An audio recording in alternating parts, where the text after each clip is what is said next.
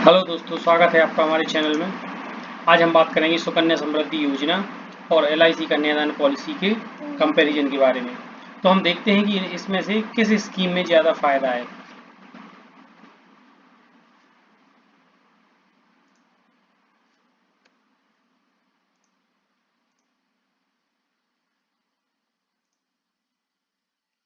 Friends, हम इन दोनों स्कीमों में कंपैरिजन करेंगे कुल 12 पॉइंट्स के बेसिस पे, जिसमें से पहला पॉइंट है कि इन दोनों स्कीम में कितना कितना ब्याज मिलता है।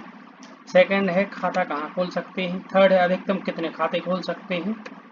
इसी तरीके से इन दोनों में पात्रता क्या क्या है, हितग्राही कौन होगा यानी कि बेनिफिशियरी कौन होगा पॉलिसी का, बच्ची के गार्जियन या पिता की उम्र कितनी होनी चाहिए,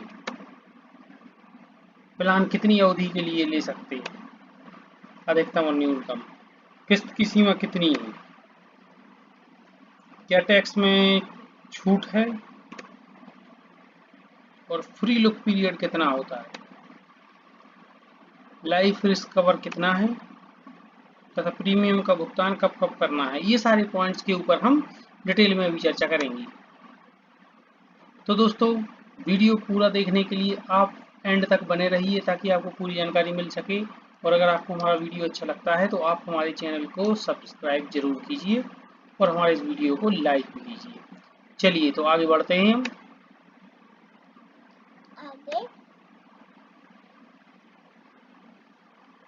सबसे पहले हम देखते हैं इंटरेस्ट रेट्स सुकन्या समृद्धि योजना और एलआईसी कन्यादान पॉलिसी में। सुकन्या समृद्धि योजना में भारत सरकार हर 3 महीने के बाद इंटरेस्ट रेट्स को चेंज कर देती है, यानी कि रिवाइज कर देती है। जब ये स्कीम चालू हुई थी 2015 में, तब एक यानी कि वो फाइनेंशियल ईयर था 1 अप्रैल 2014 से लेके 31 मार्च 2015।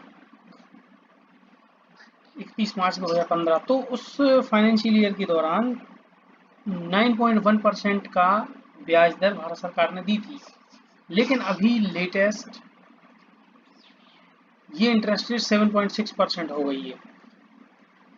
तो ये सुकन्या समृद्धि योजना में दोस्तों, अगर आप इन्वेस्ट करते हैं तो ये ब्याज दर आपकी हर 3 महीने में चेंज हो सकती है। ये कितनी होगी, चेंज होगी या नहीं होगी, ये भारत सरकार तय करती है। जबकि एलआईसी कन्यादान पॉलिसी में जो भी इंटरेस्ट रेट्स हैं वो 1 साल में चेंज होते हैं। एलआईसी के जो भी एनुअल मीटिंग्स होती हैं उसमें बोनस वगैरह तय किया जाता है और जो भी इंटरेस्ट रेट्स हैं वो तय किए जाते हैं। आमतौर पर इसका 6 से 6.5% आज की कंडीशन में इंटरेस्ट रेट है कन्यादान पॉलिसी में। नेक्स्ट पॉइंट देखते हैं हम कि इनका खाता कहाँ खोलना है। तो दोस्तों, सुकन्या समृद्धि योजना का खाता आप किसी भी डाक खाने में खोल सकते हैं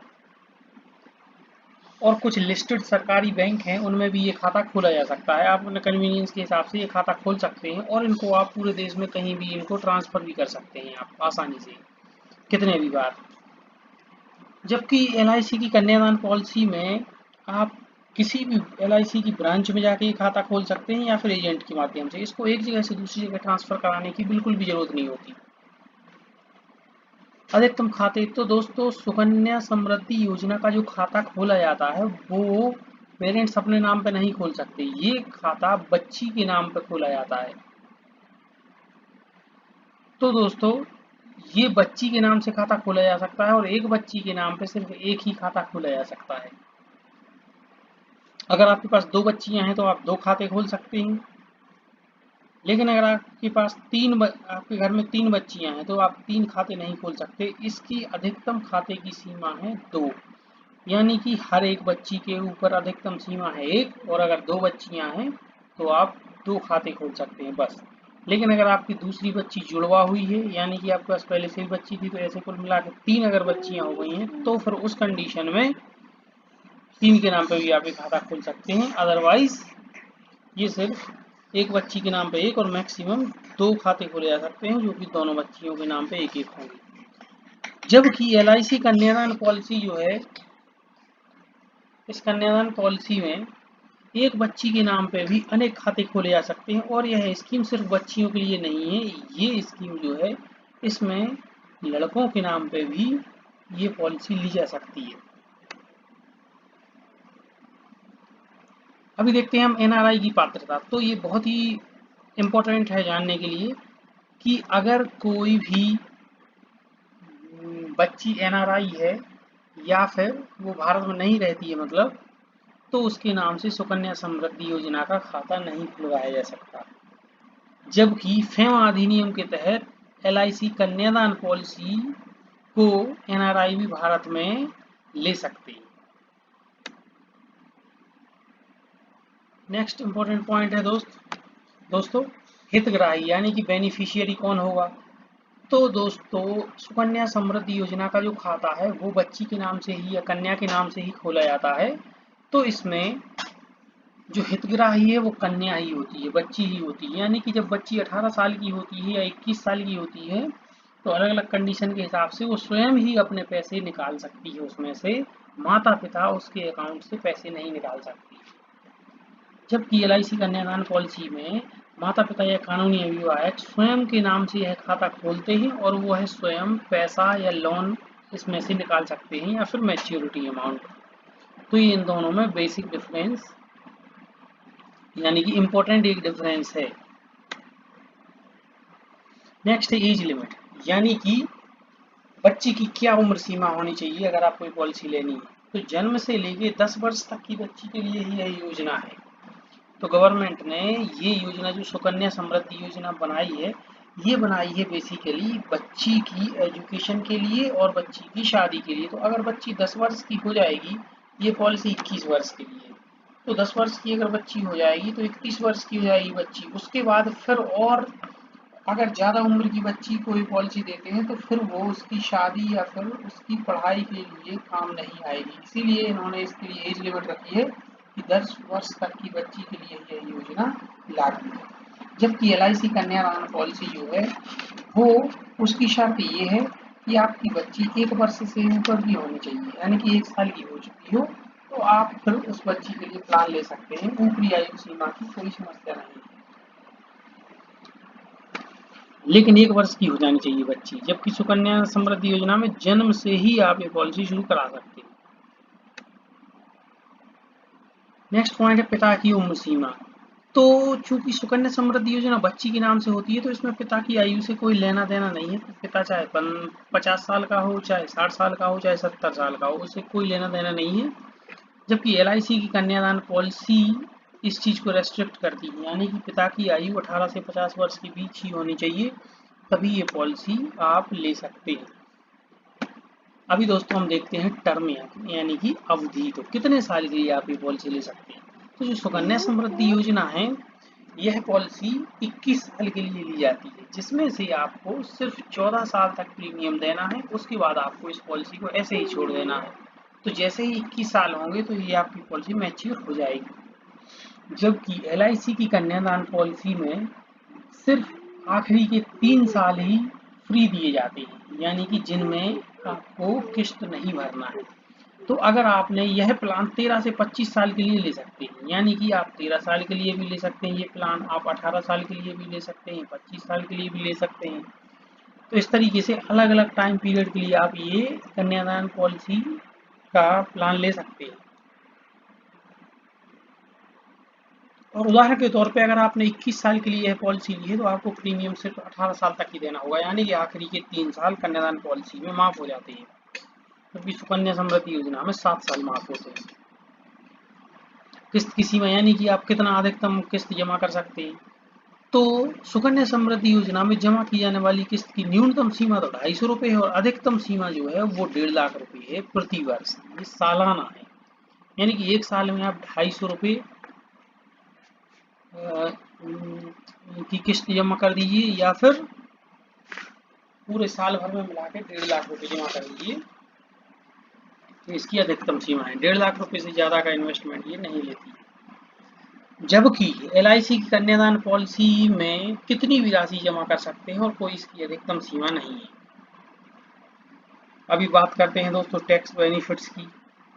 तो टैक्स बेनिफिट दोनों ही पॉलिसी में सेम है, यानी कि जमा की जाने वाली रकम को आयकर अधिनियम की धारा 8TC के तहत छूट प्राप्त है और सेक्शन 10D के अंतर्गत मैच्योरिटी की राशि पर भी छूट प्राप्त है। यानी कि जो 8TC है उसके तहत 1.5 लाख रुपए तक आप आराम से इसमें जो इन्वेस्ट करेंगे वो आपका टैक्स फ्री हो जाएगा। और साथ ही साथ जब आपका पॉलिसी मैच्योर होगी तो सेक्शन 10D के तहत जो भी मैच्योरिटी का अमाउंट है, मान के चलिए 50 लाख रुपए आपको मिल रहे हैं, तो उस पर कोई भी टैक्स नहीं लगेगा। सेम है LIC कन्यादान पॉलिसी में जमा की जाने वाली रकम को आयकर अधिनियम की धारा 80C के तहत कर छूट प्राप्त है और सेक्शन 10D के अंतर्गत मैच्योरिटी या मृत्यु क्लेम की राशि पर भी छूट प्रदान की जाती है। मैच्योरिटी टर्म यानी परिपक्वता अवधि, तो सुकन्या समृद्धि योजना की परिपक्वता जो अवधि है वो 21 वर्ष है। यानी कि अगर 21 वर्ष हो गए आपको तो आपको पूरा 100% आपका पैसा मिल जाएगा। यानी कि बच्ची 100% पैसा निकाल सकती है।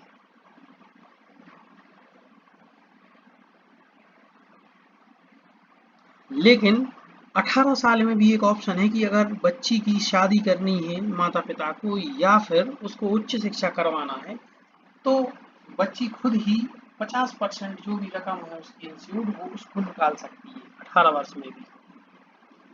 जबकि LIC कन्यादान पॉलिसी में 13 से 25 साल के लिए, यानी कि ये पॉलिसी 13 से 25 साल के लिए है, तो बेटी की आयु के हिसाब से इस पॉलिसी की समय सीमा घटा दी जाएगी। यानी कि अगर 13 से 25 साल के लिए है ये योजना, लेकिन अगर आपको बच्ची की आयु को देखते हुए कि बच्ची के कब काम में आएगा ये पैसा, आप उसको टर्म को कम ज्यादा कर सकते हैं 13 से 25 के बीच में। फ्री लुक पीरियड, यानी कि फ्री लुक पीरियड एक ऐसा पीरियड होता है कि जो किसी भी पॉलिसी के शुरू में दिया जाता है कि अगर आपको वो पॉलिसी पसंद नहीं आए तो आप उसको छोड़ भी सकते हैं। तो सुकन्या समृद्धि योजना में ऐसा कोई भी फ्री लुक पीरियड नहीं दिया जाता, जबकि LIC कन्यादान पॉलिसी में पॉलिसी धारक को 15 दिन का फ्री लुक पीरियड शुरू होने की तारीख से प्रदान किया जाता है। यदि वह पॉलिसी धारक पॉलिसी की किसी भी नियम व शर्तों से संतुष्ट नहीं है तो वह पॉलिसी से बाहर निकल सकता है। ये एक बहुत ही अच्छा पॉइंट है जो कन्यादान पॉलिसी में है। अब बात करेंगे हम प्रीमियम का भुगतान। तो प्रीमियम का भुगतान सुकन्या समृद्धि योजना में रोज या महीने में या 4 महीने में 6 महीने में कर सकते हैं। बस साल भर में मिनिमम 250 रुपये होना चाहिए और आप जितना भी ज्यादा पैसे जमा करेंगे उस पर इंटरेस्ट उतना ही लगता रहेगा। जबकि LIC कन्यादान पॉलिसी में 1 महीने या 4 महीने या 6 महीने में भी आप पैसे जमा कर सकते हैं, मतलब पैसे जमा कर सकते हैं, लेकिन आपको जितना भी अपना इंश्योर्ड वैल्यू है उसके हिसाब से पूरे पैसे जमा करने। न्यूनतम बीमित राशि, यानी कि कितनी बीमा राशि जो है वो इस पॉलिसी के लिए चाहिए। तो कन्यादान पॉलिसी में हम देखते हैं कि 1 लाख रुपए का बीमा होना चाहिए परिपक्वता के समय, जबकि सुकन्या समृद्धि योजना में ऐसा कुछ भी नहीं है। लाइफ रिस्क कवर,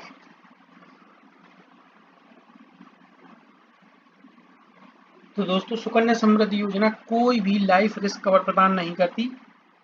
अगर आपकी बीच में आकस्मिक मृत्यु हो जाती है, यानी कि जो भी व्यक्ति या पिता जो भी पैसे भर रहा है, अगर उसकी आकस्मिक मृत्यु हो जाती है तो उसको कोई भी क्लेम नहीं दिया जाता है। और जबकि LIC कन्यादान पॉलिसी में परिपक्वता तिथि के 3 साल पहले तक की अवधि के लिए लाइफ रिस्क कवर प्रदान किया जाता है। यानी कि अगर प्राकृतिक मृत्यु हो गई तो 5 लाख रुपए दिए जाते हैं और अगर एक्सीडेंट से यानी कि आकस्मिक मृत्यु हुई है तो 10 लाख रुपए दिए जाते हैं।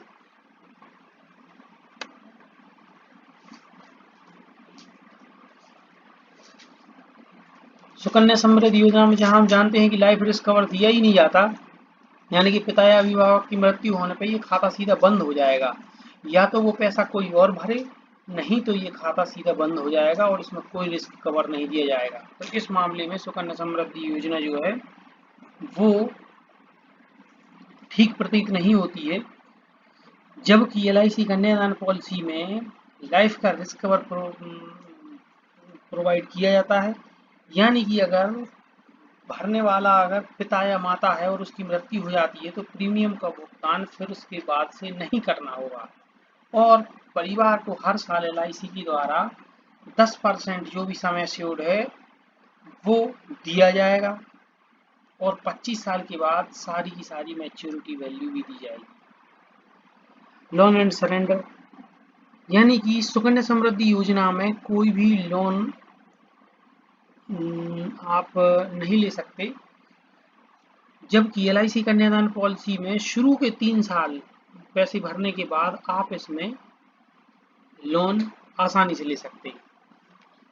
लिक्विडिटी, सुकन्या समृद्धि योजना जो है इसमें आप 50% पैसा निकाल सकते हैं, लेकिन वो भी 18 साल के बाद, यानी कि बच्ची की पॉलिसी लेने से 18 वर्ष होने के बाद ही आप 50% पैसा ले सकते हैं। लेकिन इसके लिए ग्राउंड्स भी है कि आपको एजुकेशन और मैरिज के ग्राउंड पे ही पैसा आप निकाल सकते हैं, इसके अलावा किसी और ग्राउंड पे आप पैसा नहीं निकाल सकते। जबकि LIC कन्यादान पॉलिसी में 3 साल के बाद आप लोन के रूप में 80% का पैसा भी निकाल सकते हैं। हम कुछ चीजें समझने की कोशिश करते हैं कि डिसिप्लिन्ड प्रीमियम किस पॉलिसी में है। तो हम देखते हैं कि सुकन्या समृद्धि योजना में तो क्या है, अगर आपका इस महीने मन नहीं किया, आपने नहीं प्रीमियम भरा, अगले महीने मन नहीं किया तो आपने फिर नहीं प्रीमियम भरा, तो इस तरीके से आप साल भर में सिर्फ 250 रुपये भी भर के और इस पॉलिसी को कंटिन्यू कर सकते हैं, जो कि एक आपको इनडिसिप्लिन्ड वे में आप मतलब आपको ले जाती है। जबकि LIC की कन्यादान पॉलिसी में क्या है, इसमें पेनाल्टी ज़्यादा है, इसलिए ये एक डिसिप्लिन प्रीमियम भरने के लिए आपको प्रेरित करती है। तो इस मामले में एक कन्यादान पॉलिसी ज़्यादा अच्छी है। तो दोस्तों ये थे बेसिक डिफरेंस दोनों पॉलिसीज में। हमने आपको हर एक पॉइंट को कंपेयर करने की कोशिश की और बताने की कोशिश की। अब ये आप पे डिपेंड करता है कि आपको कौन सी पॉलिसी अच्छी लग रही है। अगर आपको ज़्यादा रिटर्न चाहिए तो फिर आप भारत सरकार की सुकन्या समृद्धि योजना में इन्वेस्ट करें, और अगर आपको इंश्योरेंस चाहिए और आपको लाइफ की सिक्योरिटी चाहिए, पैसे की सिक्योरिटी चाहिए, तो फिर आपको LIC कन्यादान पॉलिसी में जाना चाहिए। ये हमारा सजेशन है। बाकी पॉलिसी आप देखें ठीक से और फिर उसके बाद डिसाइड करें कि आपको क्या बेटर सूट करता है। ये वीडियो देखने के लिए आपका बहुत बहुत धन्यवाद। अगर आपको ये वीडियो अच्छा लगा तो इसे लाइक करें, हमारे चैनल को सब्सक्राइब करें और अपने दोस्तों में शेयर करें ताकि ये इन्फॉर्मेशन उन तक पहुंच सके।